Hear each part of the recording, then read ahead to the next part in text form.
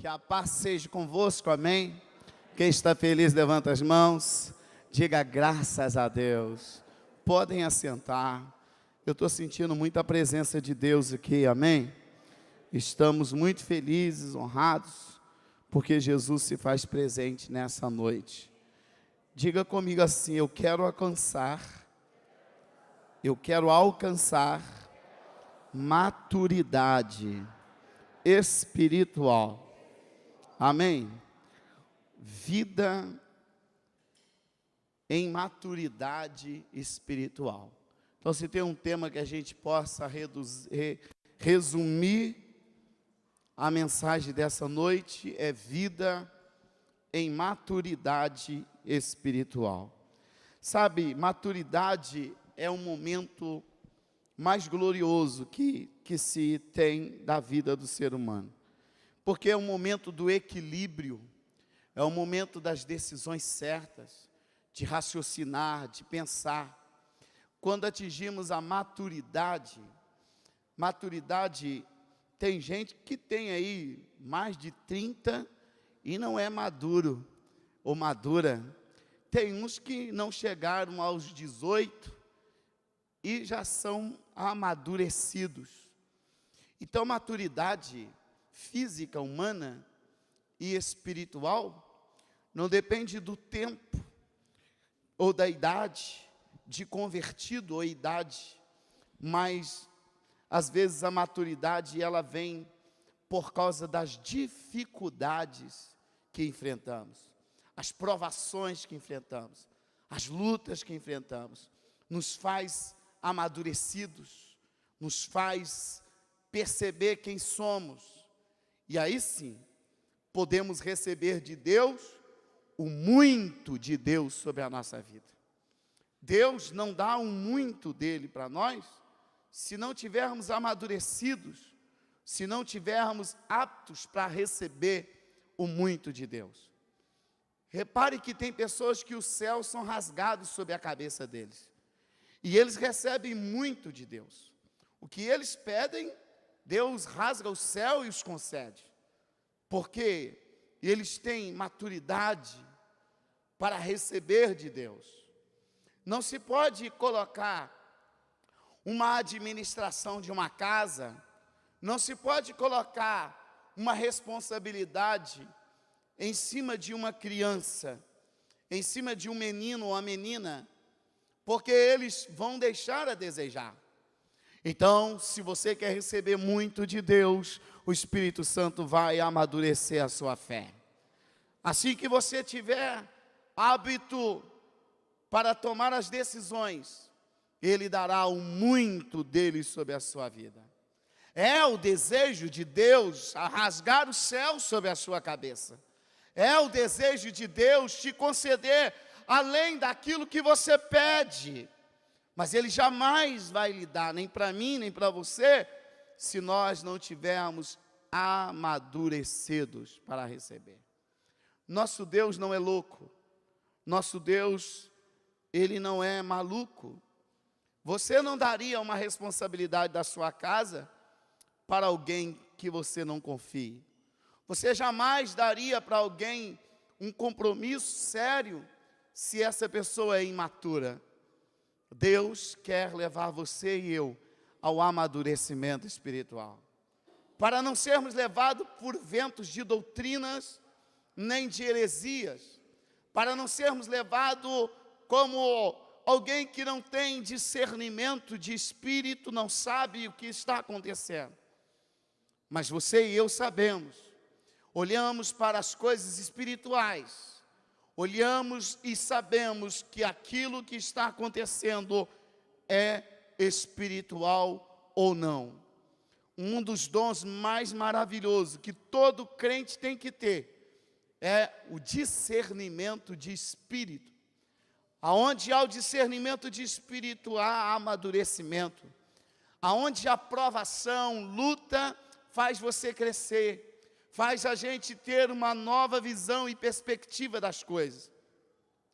Eu tenho certeza que se você já passou por algum momento na sua vida difícil, você agora tem uns olhos diferentes para essa situação. E se você conseguiu superar, você ainda dá exemplos para alguém.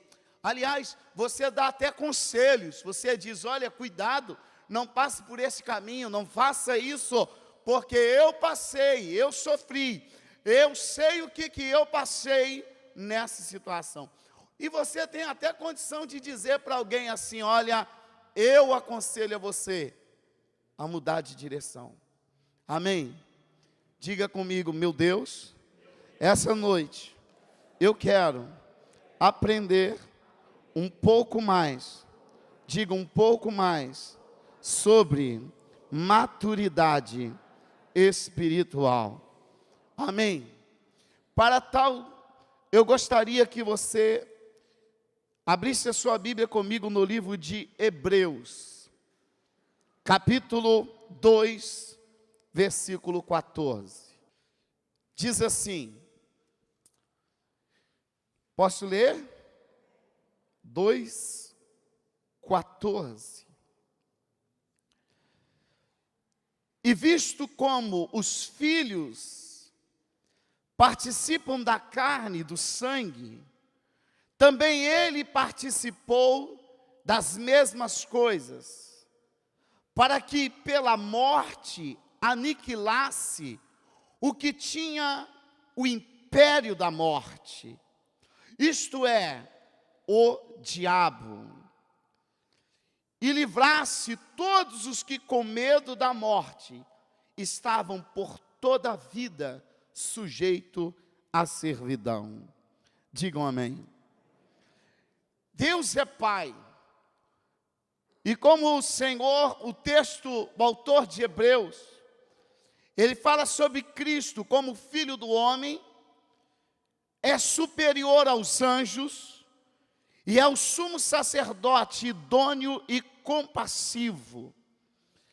O nosso Senhor Jesus Cristo, ele diz que ele é o grão de trigo, aquele que participou da natureza humana, ou seja, de carne e sangue.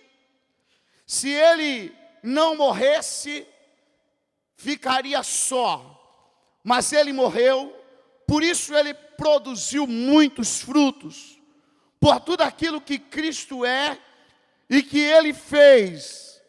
Nós, os que cremos, temos o privilégio de participar desta vocação celestial.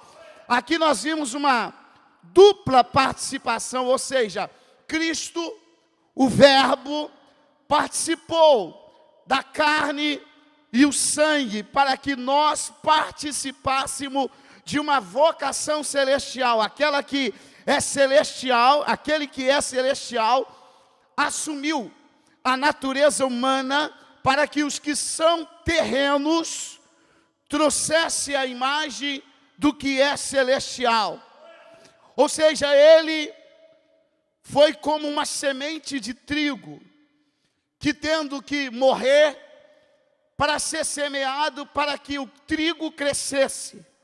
Nós nos tornamos trigo e precisamos morrer para vivermos. Ele precisou morrer para nos dar vida e vida eterna. Assim como o trigo é morto e tem que ser jogado na terra para crescer, assim foi Cristo.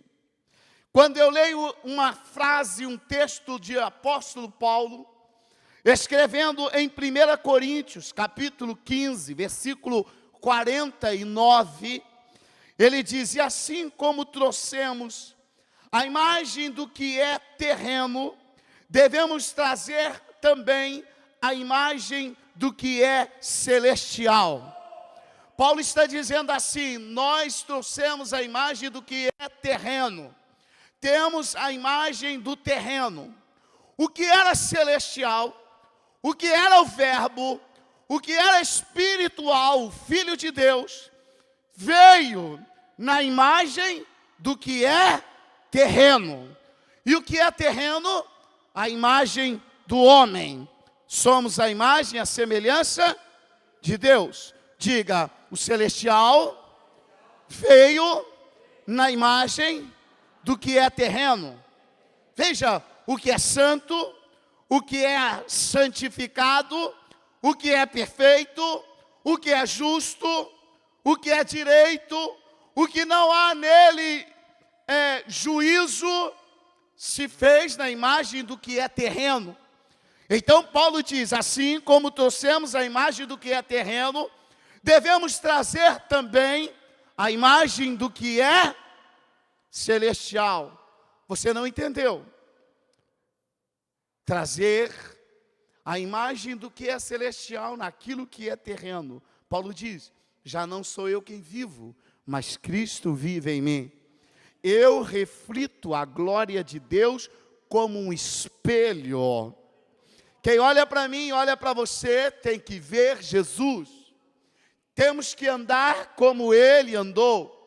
Temos que falar como Ele falou. Temos que refletir a glória dEle como Ele refletiu que era terreno, sendo santo. Agora não, Ele se fez maldito, Ele foi crucificado, sabe para quê? Para que nós nos tornássemos santos, irrepreensíveis, justificados diante daquele que é poderoso, o nosso Deus.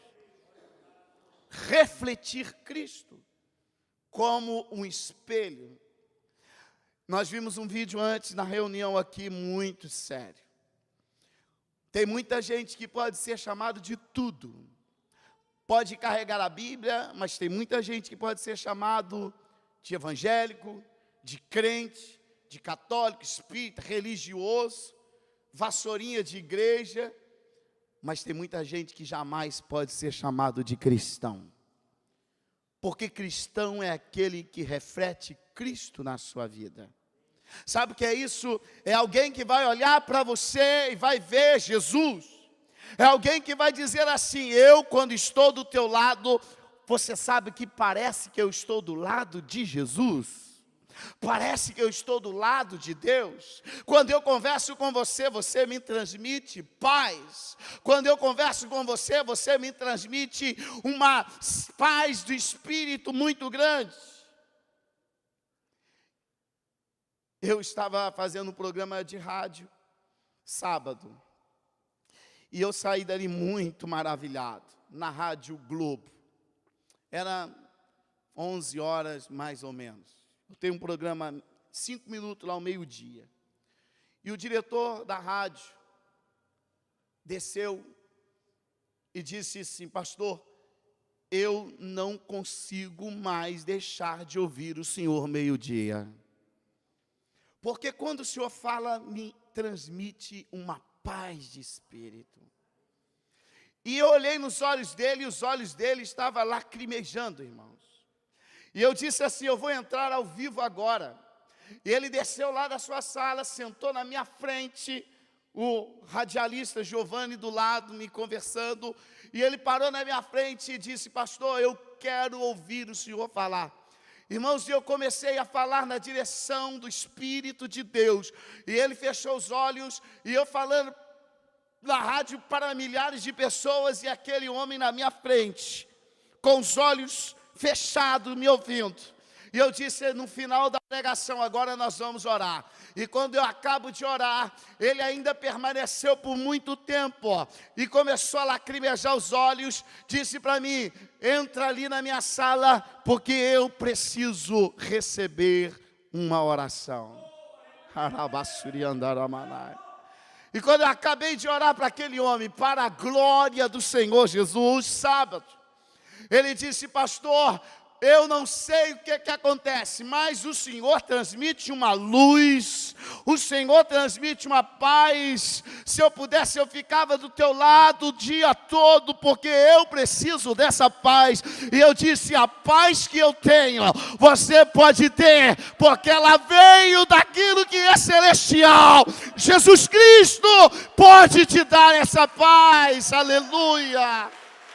Oh, rabassuri andaramanaias.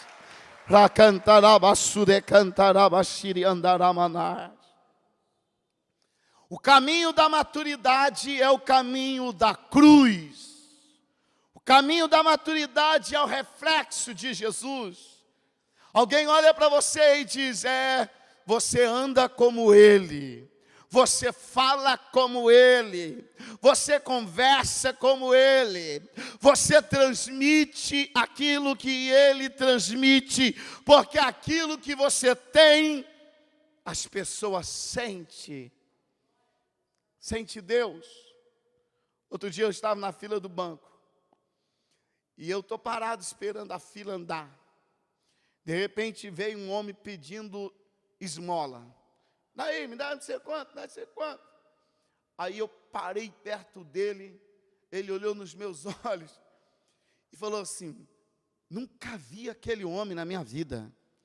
Ele disse assim: o senhor tem, pastor? O senhor é crente, eu estou vendo que o senhor tem, o senhor pode me dar.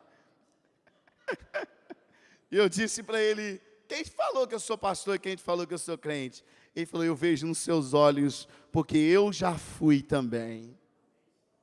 Irmãos, não dá para esconder uma cidade edificada, não dá para esconder a luz, ela resplandece, ela invade as trevas. Você pode estar em qualquer lugar, os seus olhos, a sua palavra, o brilho do Espírito Santo, ele reflete em você.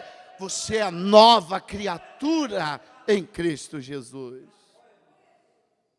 O caminho da maturidade espiritual é este: trazer o que é celestial para dentro daquilo que é terreno. O espiritual é o caminho da cruz. A obra da cruz nos liberta dos pecados de uma forma radical, porque nos leva a morrer para o veneno da serpente lá no Éden. O caminho da cruz nos leva ao crescimento. O caminho da cruz nos revela de uma forma tão linda a providência de Deus. Revela que Deus tem todo o controle, usa as pessoas, usa a circunstância para trabalhar a cruz em você. Ele usa quem Ele quer. Disse que, um grande homem disse que nós precisaríamos aprender a ajoelhar e a beijar a mão daqueles que têm a unção de Deus sobre a vida deles. E aí, lá naquela rádio, eu estou aprendendo uma coisa incrível. A maioria das pessoas que ouvem são católicas, espíritas, kardecistas, porque a rádio não é uma rádio evangélica. Mas eu vi uma coisa bonita que me chamou a atenção. Quando eles ligam para mim, eles dizem assim: a sua bênção, pastor. Eu jamais vi um crente falar comigo: me dê a sua bênção, pastor. Eu fui conversar com uma senhora que me esperava lá, ela veio beijando as minhas mãos. No primeiro momento eu me senti mal, mas depois eu parei e pensei e disse: deixa ela beijar. Isso não vai atrapalhar minha vida com Deus. Mas era importante, sabe por quê? Porque ela aprendeu a pedir a bênção. E se tem alguém que pode abençoar, somos nós que somos sacerdotes do Senhor. Sabe, irmãos, os crentes deveriam pedir a bênção ao seu pastor. Deviam pedir a bênção aos seus pais, à sua mãe. Bença, pai, bença, mãe. Bênção, pastor. Libera a sua bênção sobre a minha vida. Quem concorda comigo, diga amém. Porque nós somos sacerdotes de Cristo. E temos a autoridade de Deus para eles abençoar. Então peça a bênção ao seu pastor. Peça a bênção, sim. Porque esse homem de Deus tem algo para te abençoar. Nós precisamos aprender. Na vida cristã não há caso ou por acasos. Porque nós somos regidos pelo Senhor. Não há por acaso. Há um propósito. Há uma direção de Deus. Não é caso que aconteceu. Deus o trouxe aqui. Há uma batalha espiritual, há uma luta. E você precisa amadurecer, entender as coisas do Espírito. Alguém que age sobre nós e governa sobre nós espiritualmente, ele tem a providência de Deus para liberar sobre você a bênção sobre a sua vida. Diz a Bíblia que Eliseu uma vez saiu e Eliseu era calvo, e alguns meninos riram dele, debocharam dele. Eliseu então amaldiçoou aqueles jovens, e segundo o texto bíblico, um animal saiu e matou aqueles meninos, porque Eliseu liberou uma palavra de maldição. Jesus disse que nós nunca deveríamos amaldiçoar, mas sempre abençoar. Mas Ele nos deu poder para abençoar e para também amaldiçoar. Quem entendeu, diga amém, Jesus. É muito sério mexer com os filhos de Deus. É muito sério as palavras que saem das nossas bocas. É muito sério aquilo que a gente fala. Porque nós não daremos conta das nossas obras, mas das nossas palavras. Escreva o que você não pensa. Publique o que você não pensa. Curte alguma coisa que é contra os princípios de Deus, e você dará conta daquilo que você fez. Então, Deus nos matriculou em uma escola de 24 horas por dia, sem férias, para formar em nós um caráter. E esse caráter é o caráter de Cristo na nossa vida. A Jerusalém celestial está à espera dos justos, dos aperfeiçoados. A Jerusalém celestial, a cidade santa, a nova Jerusalém, ela está aperfeiçoada no tempo presente. Nós podemos viver uma nova Jerusalém, sabe como? Na unidade do corpo de Cristo, na forma em que nós transparecemos Cristo em nossa vida. E é por isso que lá em Hebreus, no capítulo 12 também, no versículo 22 e 23, quem gosta de ler, abra comigo. Hebreus 12, 22, eu vou ler só o 22 e o 23 para a gente não sermos mais rápidos possíveis. Paulo exorta a santidade. Ele exorta a santidade em vários preceitos, em vários pontos na nossa vida. E ele diz assim, no capítulo 12, versículo 22. Quem achou, diga amém, Jesus. Diz o texto sagrado: mas chegaste ao monte de Sião, a cidade do Deus vivo, a Jerusalém celestial, aos muitos milhares de anjos, a universal assembleia e igreja dos primogênitos, que estão escritos nos céus, a Deus, o juízo de todos, e aos espíritos dos justos aperfeiçoados. Vou ler até o 24. E a Jesus, o mediador, olha só, de uma nova aliança, e ao sangue da aspersão, que fala melhor do que o sangue de Abel. Irmãos, nessa caminhada nós precisamos saber que o nosso descanso é Cristo. O nosso cansaço, às vezes somos nós que se cansa, porque a natureza humana, ela é pecadora, e ela faz a pessoa correr, faz a pessoa trabalhar durante a sua caminhada, ela faz você pensar no terreno, no natural, ela faz a gente buscar o melhor, mas a gente tem que entender que a nossa morada não é nesta terra, que a nossa morada está preparada no céu. Há uma cidade santa, preparada para os ungidos, para os santificados, há uma morada espiritual para nós, e nós temos que nos preocupar com o que vai acontecer lá, aonde nós vamos estar. Ou seja, nós estamos indo rumo ao céu. Entrar nessa cidade, ganhar esta morada, você precisa merecer esta salvação, não pelos seus méritos, não pelas suas boas obras, mas merecê-la porque você colocou Jesus Cristo como o centro e o Senhor da sua vida. Além de Jesus, só Ele, não existe outro além dele, que possa dar descanso para a nossa alma. A Bíblia diz que somos peregrinos nessa terra. Sabe o que é peregrino? Nosso tempo é de peregrinação.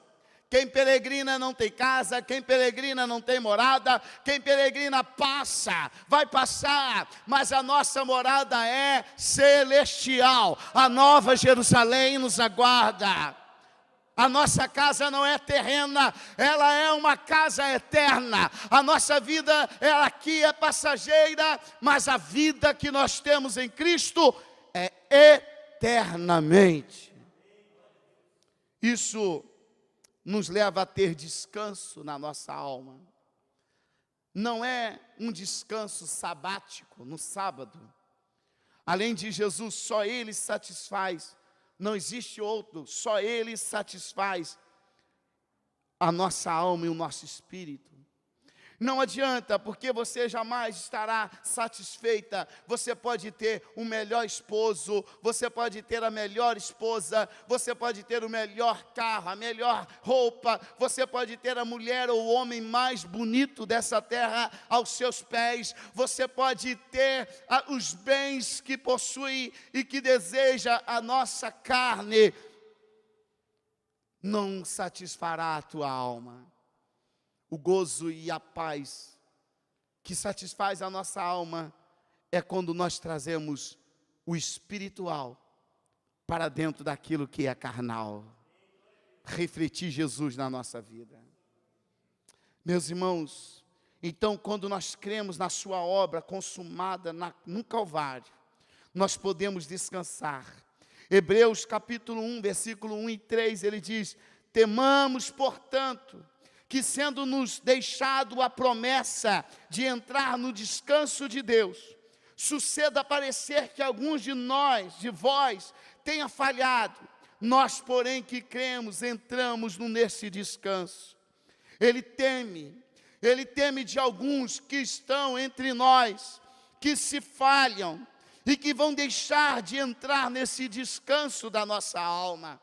Essa paz de espírito, que se a gente perde hoje, isso não rouba a nossa paz, porque o nosso coração não está na riqueza. Se ganhamos ou perdemos, se lutamos ou não, se as nossas forças são grandes ou são pequenas, eu não me importo, porque eu sei em quem eu tenho crido. Ele me esforça, Ele me ajuda, Ele está no controle de toda a minha vida, e é nele que eu creio. Nada, nem ninguém poderá nos separar do amor de Cristo Jesus, nosso Senhor. Eu li um texto hoje em Atos capítulo 2, versículo 33, que ele intercede por nós. Jesus chorou pela unidade da igreja, a união da igreja, em um só corpo. E ele escreve, o apóstolo escreve isso em Atos capítulo 2, versículo 33, ele diz: exaltado, pois, a destra de Deus, exaltado, Deus te exaltou, te colocou grande, a destra de Deus, tendo recebido do Pai a promessa do Espírito Santo, derramou isto que vedes e ouvi. Veja, ele está falando que Jesus orou para que o Espírito Santo nos fizesse uma nova criatura. A nova criatura, ela é unida a Cristo. Em Cristo nós somos unidos, somos um corpo. Pouco antes de ir para a cruz, o Senhor Jesus orou ao Pai, dizendo, rogando pela unidade da igreja. O desejo do Senhor é que pela cruz sejamos unidos ao Pai. O desejo do Senhor é que pelo sacrifício de Cristo possamos encontrar vida eterna, salvação eterna.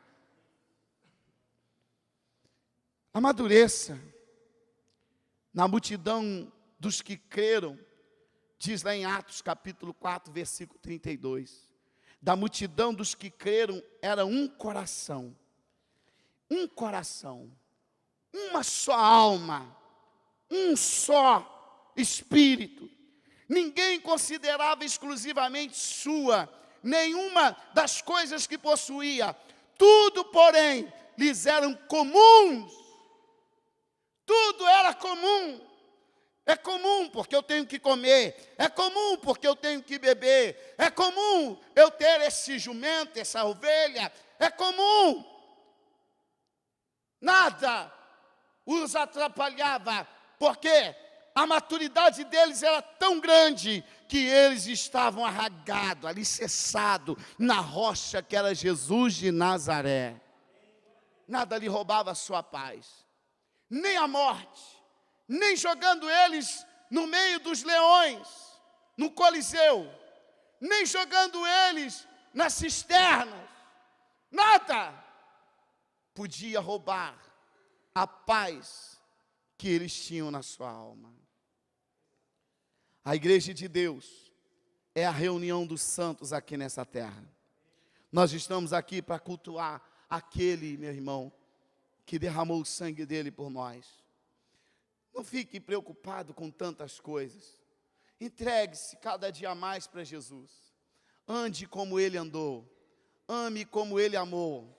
Perdoe como Ele perdoou. Suporte a cruz como Ele suportou.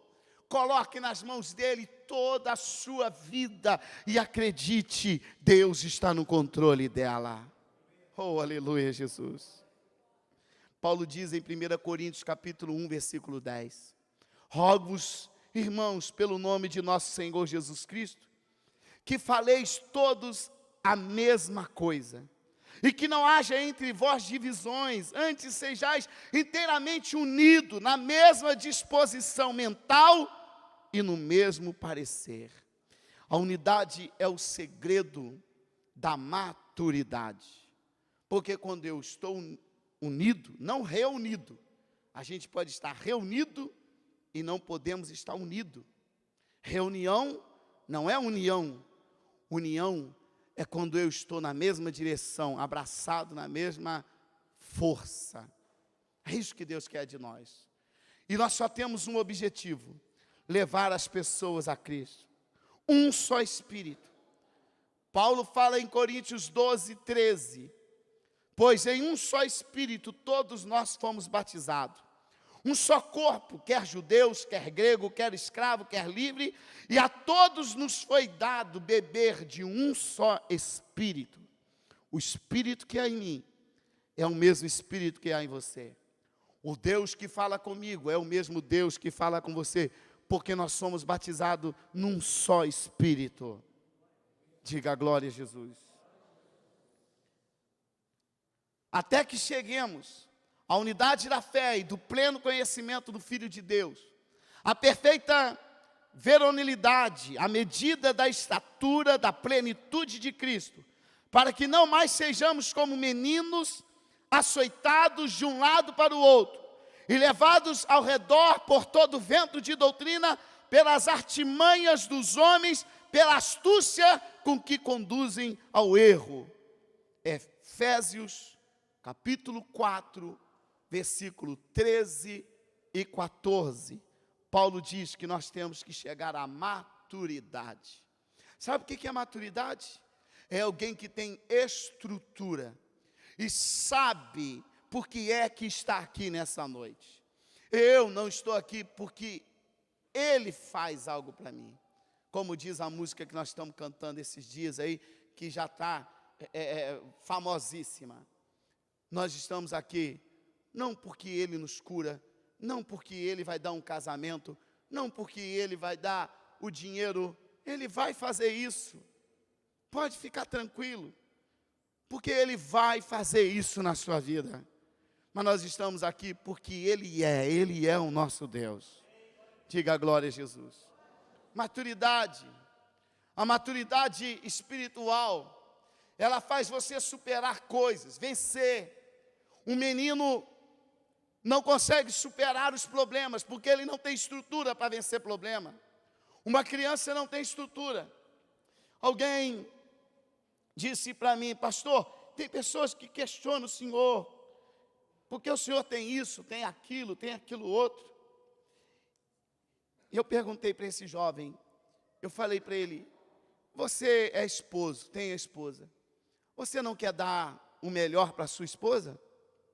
Quem aqui não quer dar o melhor para a sua esposa? Quem aqui não quer dar o melhor para o seu filho? Nós somos pai, queremos dar o melhor para os nossos filhos, para nossas esposas, para o seu marido, porque você ama. Deus é pai. Ele jamais vai deixar de me abençoar e me dar o melhor, porque Ele é pai. Mas se Ele não quiser dar também, Ele que não quer dar. A obra é dEle, Ele é o dono do ouro e da prata. Eu ainda o amarei. Amém? Amém. Agora, qual é o filho que nunca desejou dar o melhor para o pai? Será possível? Lembra, talvez, do seu momento de adolescência? Que você estava sozinho em casa ou no lugar, e você viu seu pai sofrendo financeiramente, e você viu o desejo dele, e eu tenho certeza que um dia você pensou assim: meu Deus, se eu ganhasse na loteria, eu ia comprar a casa para minha mãe. Ah, eu ia. Quem já pensou assim? Seja sincero. Ah, se eu tivesse um dinheiro. Teve meu filho falou com meu pai, o Breno falou comigo: pai, se eu tivesse um dinheiro, eu ia comprar uma igreja grandona para o senhor. Porque ele sabe o desejo do meu coração. Amém? Amém? Vós sois filhos na fé. Se você não desejar o melhor para o seu pastor, eu estou perdido. É ou não é verdade? Quem concorda comigo, diga a glória a Deus. Se eu estivesse andando aqui na miséria, 20 anos de ministério, tem gente aqui, irmã Lúcia, os irmãos me acompanham há 20 anos, 21 anos vai fazer a igreja, na miséria, destruído, sem nada, e alguém batendo palma, esse não é o verdadeiro filho. O filho é aquele que deseja de coração o melhor para o pai, e o pai deseja o melhor para o filho. Amém? Amém? Maturidade, irmãos. Tem gente que é tão imaturo, que ele não suporta ver o pastor bem arrumado, não suporta ver a família do pastor bem, não suporta ver a igreja bem. Ele não consegue suportar, porque ele é imaturo, é menino, inconstante. Mas só vai entrar nas Jerusalém celestial um povo amadurecido, restaurado, conhecendo o que é a cruz, o que é o sacrifício de Jesus, o que é ser verdadeiramente cristão. Essa palavra tem muito peso para mim. Essa palavra tem muito peso na minha vida. Eu jamais viajei ou saí e deixei uma santa ceia de participar, porque eu sei o que é uma santa ceia. Eu nunca deixei de participar de uma santa ceia na minha vida, sabe por quê? Porque eu sei que isso vai me levar a sair da sepultura para encontrar com Jesus nas alturas. Tem crente que não tem maturidade. Eu jamais peguei a Bíblia e li ela como algo qualquer. Um dia eu peguei a Bíblia de um irmão, ele dizia: aqui pastor, minha Bíblia, olha que Bíblia bonita. Novinha, novinha, novinha. Eu olhei para ela e falei assim: que bonito você comprou hoje. Não, pastor, já tem 4 anos que eu comprei essa Bíblia. Comprei quando eu fui no congresso, não sei o quê. Falei: é mesmo? Deixa eu ver. Aí eu olhei lá, a data que ele escreveu. Aí eu peguei a minha, toda rasgada, olha só, toda cheia de coisa. Eu falei assim: eu quero dar essa Bíblia para você. Não, a sua Bíblia tá rasgada, a minha está nova. Ela pode estar até velha aqui, mas ela está dentro aqui, porque eu leio ela todos os dias. O menino tem 4 anos, irmãos, a Bíblia dele nem abria, foi aberta. Não é falta de zelo não, porque você sabe, quando você pega a Bíblia, você sabe quando um livro é novo ou não. É ou não é verdade? Sim ou não? Não estou falando que se a sua Bíblia tem que estar velha, eu estou falando que ela tem que ser comida, a palavra de Deus, você tem que alimentá-la, dia a dia. Maturidade. Maturidade para você receber críticas. Maturidade para você ser apontado. Maturidade para você ser criticado. Maturidade para você receber críticas. Não é só elogios que vai fazer você crescer. Quem te elogia demais é porque não te ama de verdade. Porque quem te ama de verdade vai puxar a sua orelha, vai te mostrar o erro, vai bater de frente contigo e vai dizer: você está errado. E você pode fechar um bicão desse tamanho, bater o pé e até ir embora, mas você vai voltar. Sabe por que você vai voltar? Porque você vai alcançar a maturidade espiritual. Quem é adulto aceita a disciplina. Mas quem não é, não aceita a disciplina nem a correção. A correção para eles doa, machuca. Mas os que são de Deus, eles crescem, amadurecem. Sejam maduros, alicerçados. Aprenda a obedecer. Aprenda a ouvir a voz do Espírito. Aprenda que Deus, Ele está te lapidando, te tratando, te instruindo. Sabe por quê? Porque Ele quer que você entre na Nova Jerusalém. Fique de pé.